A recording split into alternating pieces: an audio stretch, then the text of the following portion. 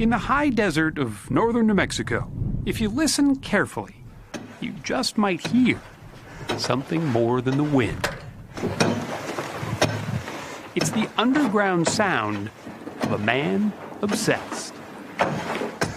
His name is Ra Paulette, who for the past 25 years, with only his dog for company, has been scraping and shaping New Mexico's sandstone into man-made caves of art. Do you think you're obsessed with cave digging? Would you call a child being obsessed with play? You wouldn't use that word obsessed. You know, when you're doing something you love and are drawn to it, you want to do it all the time. So this is sort of the cave staircase, huh? Yeah. He calls them his wilderness shrines, massive in scale, poetic in their design. If his work takes your breath away, well, that's just what he hoped it would do. I see this as an environmental project. I'm trying to open up people's feelings. So you call this one what? I call this the tree of human kindness. This small opening pales in comparison to the cavern he's dug inside. How long did this take? Close to 900 hours. 900 hours? Yeah. You wanted, though, the sense of sort of being enveloped by a tree. Yes. He sees himself as a magician, playing with space, both big and small, who creates what he calls the cave effect. It has a lot to do with the juxtaposition of opposites, the sense of being underground with light streaming in, the intimacy of being in a cave, yet the columns end up very large, sometimes 30, 40 feet high. He has no degree in sculpting. He's not a structural engineer, and he's not an architect. He's simply a man who found his passion. Most of the wonder that I feel is in the actual making of the caves. Once they're made, You move on. I move on if I want fresh wonder.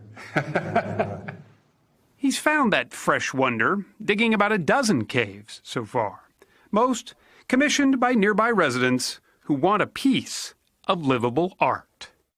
What was here before you started digging? Well, there was just hillside.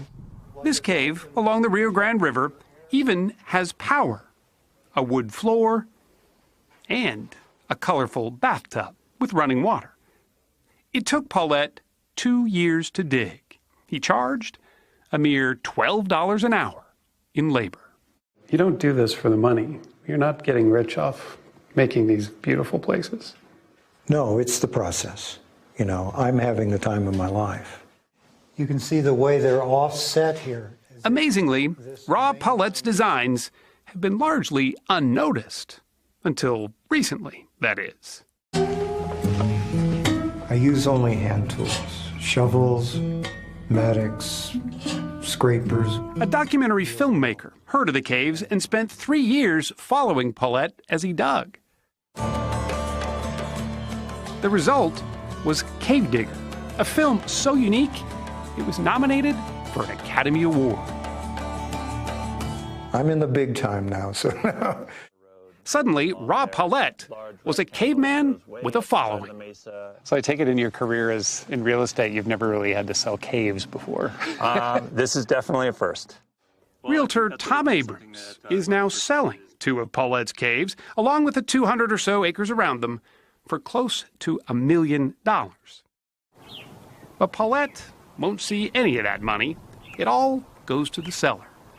Does it ever get lonely up here, doing all this work? You know, I'm never lonely. He agreed to show us his latest project. This is the largest thing I've ever done. He calls it his magnum opus. I'm taking all the things that I've learned in all the other caves over the years and finally getting an opportunity to experiment with gilding the lily. His plan is not only to just carve, but paint these sandstone walls, creating what he hopes will be a healing retreat, a community gathering place, complete with a waterfall. Half this room is going to be a pool. Oh my God. And they'll be seating around the bottom. At 67, he'll be well into his 70s before he shares this cave with the world. He hopes those who come here will find in its solitude what Ra Palette already has, a sense of peace and purpose. If there was one simple thing you wanted people to take away from being in one of your caves, what would it be? At least a moment or a length of time in which they had a deeper feeling and deeper understanding of themselves and life.